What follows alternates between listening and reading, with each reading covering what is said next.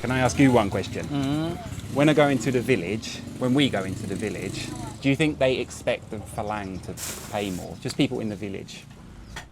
This video answers one question. How do you know if you're getting fleeced in Thailand? Today we're harvesting these bananas, not to eat and certainly not to sell. We're just giving them away because, frankly, sometimes it feels like the money and the bananas only flow in one direction. Is this me being systematically fleeced or something politely referred to as cultural differences? If you get into a long-term relationship with a person from Thailand, there are some very important things that you need to know about money. We've all seen the horror stories of foreigners, known here as Farang, getting completely ripped off, drained of all their resources and then dumped. And look, many of those stories are true. There's a whole corner of the internet that thrives on them, a sort of Schadenfreude central for the I told you so committee. And maybe they're right about me too. Perhaps this whole thing has an expiration date and I'm just a sucker. I'm digging myself further and further into a hole. I just don't realise it yet. If you think so, please feel free to place your bets in the comments section below. Closest to the exact date wins a banana. It will make for a spectacular follow-up video. At the other extreme, there are also the fairy tale success stories, but for the rest of us, it's rarely that black and white. Many unsuccessful relationships blow up not out of malice, but because of a huge misunderstanding about two things: family and money. So how do you navigate that? How do you tell the difference between being taken advantage of and being part of a misunderstanding where you and your partner's family just have completely different expectations? When I first got here, my attitude was simple. The work I do here is an investment. The fruit that eventually comes from it is mine. Mine, mine, mine. And yet they just disappear. I get to eat a few and the rest gets absorbed into the village. It's annoying. Why should I put in all the work when the literal fruit of my labour just disappears? I don't see any direct benefit. But you have to put my attitude into context. I grew up in England, where the default approach to family finances sounds something like this. Hey Mum, hey Dad, just checking in. Are you guys saving up for your retirement? Because when you go senile, you're going into a home, and I'm definitely not paying for it. Anyway, hope you're well. Love you, bye bye. So that's my default operating system. Every man for himself. Luckily, I'm with someone who runs on completely different code. So today, me and Nong Mung Ming will cut the banana. This banana is ready to cut and give to someone, give to people. X's way of seeing the world made me confront the banana problem. You don't want your shoes? No. I asked her where all of them really end up, and she told me that she had a plan for this video. A single bunch of bananas was going somewhere special today, and all I had to do was follow. Now, friends. I need to be clear. If anything I say sounds oversimplified, truthfully, this is after years of confusion, awkward disagreements, and a lot of bewildered brooding on my part. Things didn't click into place overnight. In a way, I think I was accidentally protected by my wise career decision to spend the best part of my 20s and 30s in the high finance world of teaching scuba diving. In other words, I'm not exactly loaded. X knew from day one that I wasn't a walking ATM. This put her in the crucial position of both explaining my situation to her family while also making sure I understood that a certain level of generosity was still expected. But I've wondered, what if that wasn't the case? What if you come here with a large nest egg or your retirement funds? What if you genuinely have a lot more money than the family? That's when things get really tricky. In that case, understanding how this system works isn't just a quaint cultural lesson, it's critical for your survival. And sometimes the best lessons come not from grand financial transactions, but from a simple bunch of bananas. So I can show you this banana. They have some insect, the white stuff, they eat. Oh, mold. Yeah, they're not so good. So this one we not give to the people, but we need to cut them and we will give to our animal. Chicken or duck, they eating. So we have a lot of banana. Sometimes we can't finish them. We need to give some people or we need to give some animal. So the banana tree, you can keep for the buffalo and duck also, they eat. So that one we can take it later to chicken. So this banana is, a lot of banana is good because the tree is healthy. The bigger size, they got more fruit. This banana, when they got the fruit like this, you need to cut the flower off because they will, take care of the banana. more Got of the bigger size. Yeah, You understand? More energy and Yeah. nutrients to the And bananas. don't cut so much leaf. Leave them some leaf also until they got ready. This one is still not ready, but soon. Because I just looking for, you see banana when they're young, they will got this thing. I like the ridge. Yeah, they will got this thing. If this thing is like gone, When they go round. yeah, When they turn then you round. get ready. If you see some one or two start to got yellow, you can cut also. But for me, I just think about if they raw enough, they not have this thing, then you're ready to cut. Okay. And you see the leaf also. When they're ready to cut, their leaf is under. So like this, it's not round. No, yeah, they're still young. Yeah. So Yeah, just like that. So they're still young. This one is, this one is soon. Yeah, this one can cut in maybe in a week. And I will show you which one is ready under enough. This one, see? So it's good to give some people. give. Give for people.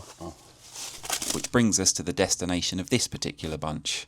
It goes back to one of X's obsessions, foraging for mushrooms. It's a dual-purpose mission for her. Part of it is for food. The mushroom scene in Sisaket is a whole world unto itself. But the other, more ambitious part is to use wild spores to inoculate our land, slowly trying to recreate that forest ecosystem right here on the farm, which is a topic I've discussed in other videos and will again soon. So please subscribe if you want to see how X is trying to bring wild mushrooms to our own farm. But I digress. One particular morning, this obsession got the better of her. She was out at sunrise, running on nothing but black coffee and sheer determination. She started to feel dizzy and the forest floor began to tilt. She stumbled out of the forest and found the nearest source of food, a small, unassuming stall where an old lady was selling fried bananas. Digging around in her pockets, all she could find was a single 10-baht coin. Not enough. Before she could even finish her sentence, the lady was already filling a big bag with hot, freshly cooked bananas, handing them over without a moment's hesitation. We're going to go soon, but X has lost some ducks somewhere in the And I rice field. think the raven take it, but not. Yeah, They hiding. there's ducks in here somewhere. Duck hunt. Okay, we go. Yeah. I love living here. It seems in the spirit of looking out for each other, it's not just the humans. As soon as the car starts rolling, we get a ceremonial escort. Logan and Wilson have taken it upon themselves to be our security detail for the 500-metre stretch to the main road.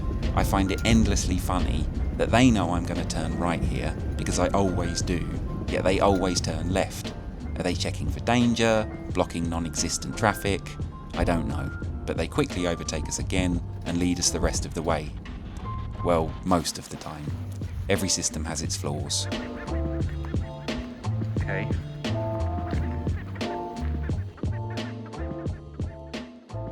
Now we got banana. We will give to the lady.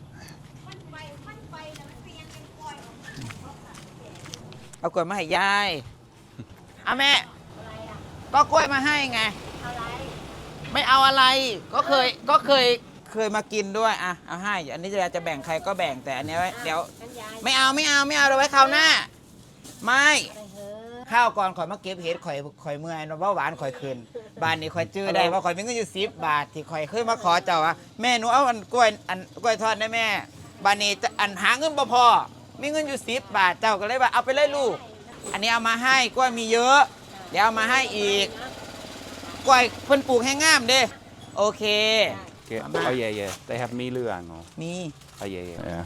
ขอบคุณค่ะ Yeah, can I ask you one question? When we go into the village, Do you think family and friends usually think that I'm gonna pay for everything?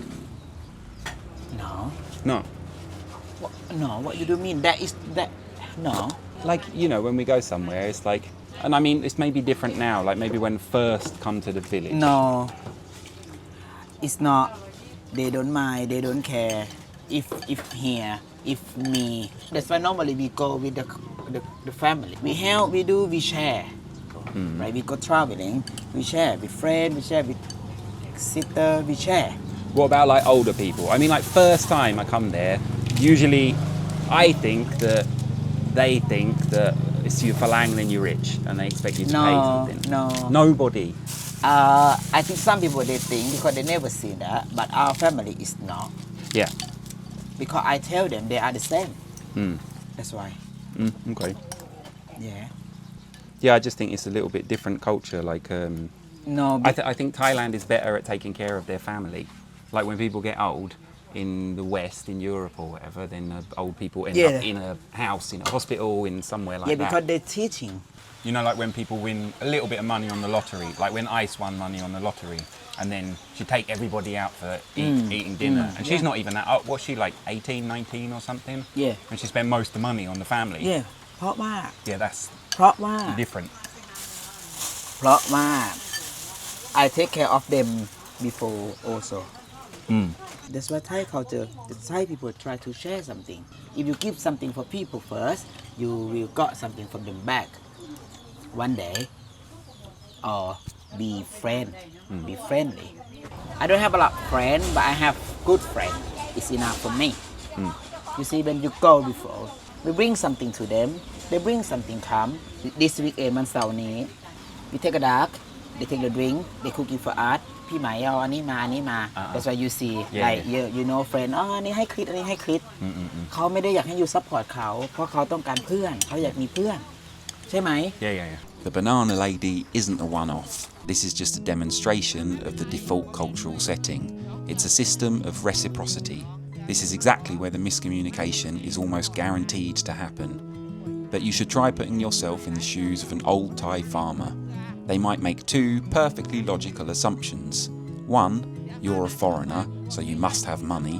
And two, they've likely never travelled far, so they assume you share the same fundamental beliefs as them. Because, from their perspective, why on earth wouldn't you? I truly believe that most of the time, there's no malice in it. Now, let's be realistic. There are dishonest people everywhere in the world, in every culture, who will absolutely try to take advantage of you. But here is the critical lesson. If you don't understand this cultural default setting, you have no way to detect the bad players. You're flying blind. Whilst sitting here, this old chap coming to buy some fried bananas for himself noticed me sitting here and came over for a chat. He offered me some of his bananas, which I gladly accepted because it would have been rude not to. He wanted nothing from me other than a shared moment. I handled this social interaction with an acceptable level of awkwardness. I'll give myself a B+. So what can you actually do? Learning these unspoken rules isn't about being naive and just giving money away willy-nilly. It's the opposite. It's about learning the baseline. Once you understand what a legitimate invitation into the reciprocal system looks and feels like, you become much, much better at spotting the person whose request falls outside those norms. Understanding this rulebook isn't about making you a sucker, it's about making sure you're not one. Which reminds me. Hey Mum, hey Dad. Look, sorry about before. Maybe a care home's not the best idea. If you just sell your house and send me all the money, I can build you a bamboo hut out here.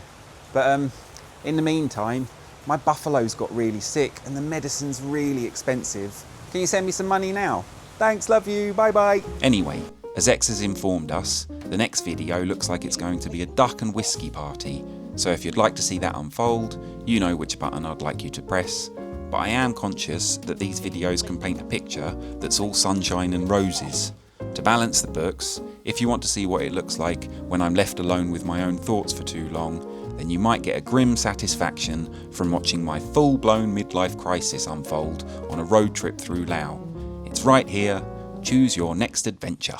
Getting completely ripped off.